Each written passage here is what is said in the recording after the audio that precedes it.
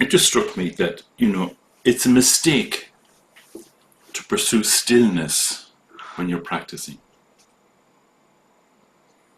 And very simply, our objective here is not stillness, Our objective is openness.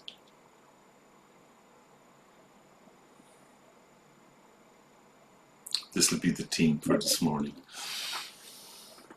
And this pursuit of stillness is kind of like a throwback, maybe, to when you were first learning to meditate, like with the shamatha meditation. And I think one of the things, like, okay, doesn't shamatha, and but the thing to realize is that, and this is something Morris said, and I thought was right on the ball. He said, the state of stillness is a hostage to circumstances. You can't maintain a state of stillness.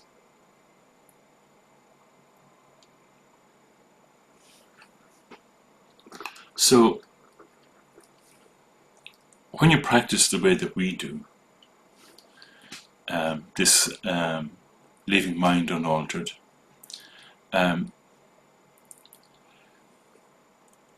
your mind will settle. There'll be a certain amount of stillness, and it'll appear to be naturally still for a moment or two. Very pleasant. But don't try to sustain that. That's not our objective. Our objective is simply openness. So, when that settling happens, let go of any, when the settling happens, let go of any stiffness, let go of any staleness, let go of any ambition there, because our goal is openness. So that's like the first point, first kind of important point. And you notice we don't make a big deal about how we're sitting or stuff like that, there's no big emphasis on posture. So when you're just sitting here quietly, you're not practicing anything really, just sitting here quietly, without an agenda, you might begin to see what's unfolding in your mind directly. And sharing my own experience with you, your experience might be quite different. That sometimes you experience just kind of fidgeting. Fidgeting in your mind, just kind of fidgeting. Maybe like there's a feeling, I'm sure you must have this. Maybe just like a feeling like, oh, I need to do something, I need to do something, And you'll notice straight away what comes with that is like a struggle.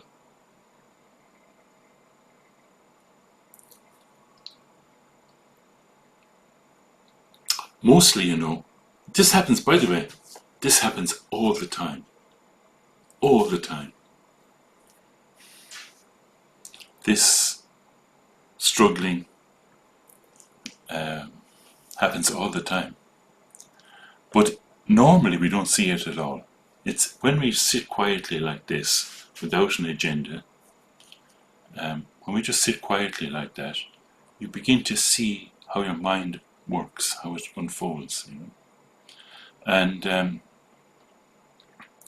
so when you sit quietly like this, you can see this struggle, this kind of fidgeting, this kind of, I need to do something, this kind of discomfort, you'll notice that even with very small things that come into your mind, could be anything, small little things, completely inconsequential. So it's only really when we're quiet like this that we can notice that. Normally people only notice the struggle when it's intense. when the shit hits the fan, when things go wrong. Normally that's the only time you notice the struggle. But actually this kind of struggling is happening all the time. So, and what's really nice is that because this isn't so intense, because you're just seeing your mind and it's, on Wednesday I'll go a little bit into how you might work with trauma. Some of the things that come into our mind are very strong, So on Wednesday it's my plan to say a little bit about that.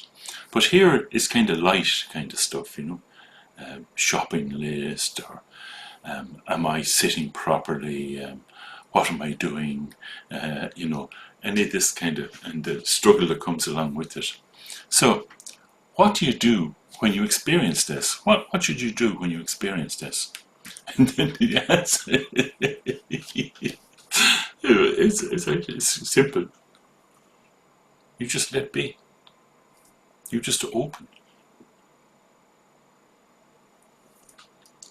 We're not trying to stop the struggle.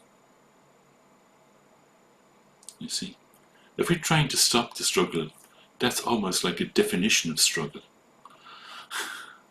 See, we're not trying to stop the struggle. We're just letting be and opening. And when you do that, when you open like that, it can happen that you encounter a basic space, the openness itself. Very spacious for a moment or two. And in that spaciousness, in that openness, the struggle actually goes poof. It dissolves. So let's try that for a little bit. I'll ring a bell to make it official, okay?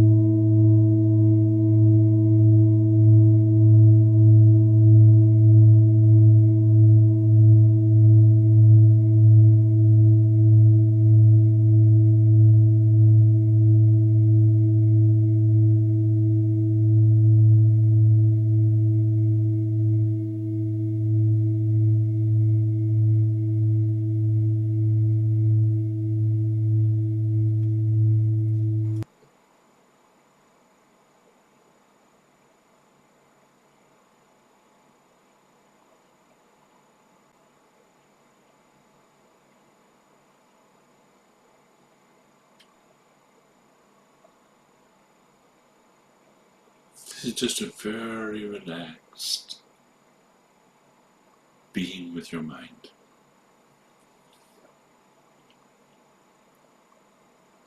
Just very relaxed.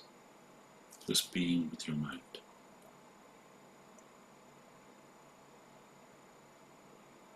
It's possible nothing is happening. Doesn't matter. Just being with your mind.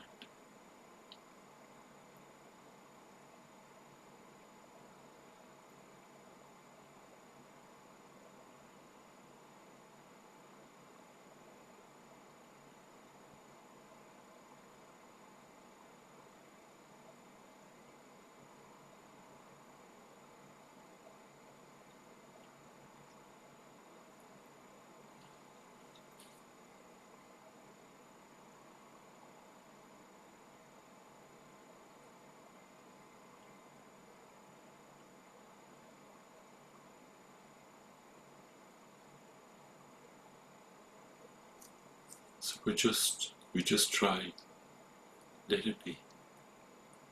Whatever it is. Just let it be. Staying open. Resting.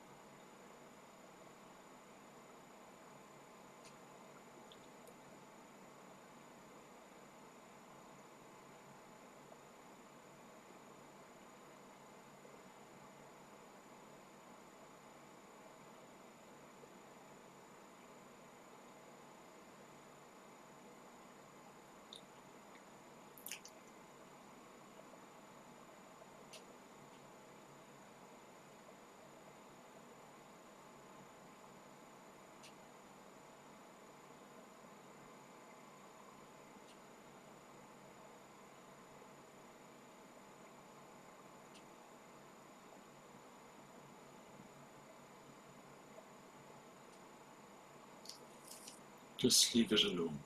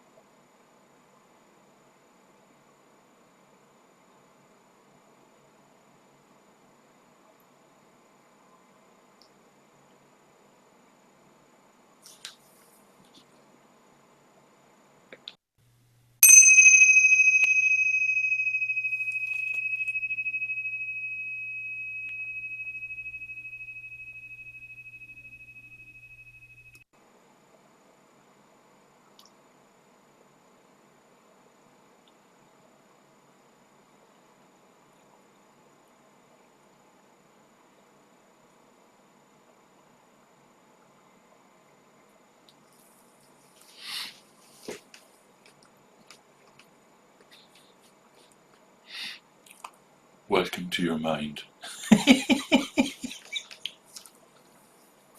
You know, this fidgeting, this kind of, what word are we going to use for it? You know, why is it there? It's there to protect us. That's what it's, you know. Oh, I don't know if you get this, but that's how it is sold itself to you. To protect yourself. And actually, it's a bit of a shock to discover that that's actually what's been causing our suffering. There's all kinds of, you know, philosophical, theoretical kind of things, so, you know, to explain this or to put in a different language, you know. For example, some people might say, oh, it's this ego's defense mechanism, you know. But actually, in experiential terms, you know, it's basically this grasping. That's what it is in experiential terms, it's grasping. And it's actually where the suffering comes from. You know, the suffering doesn't come from anywhere else.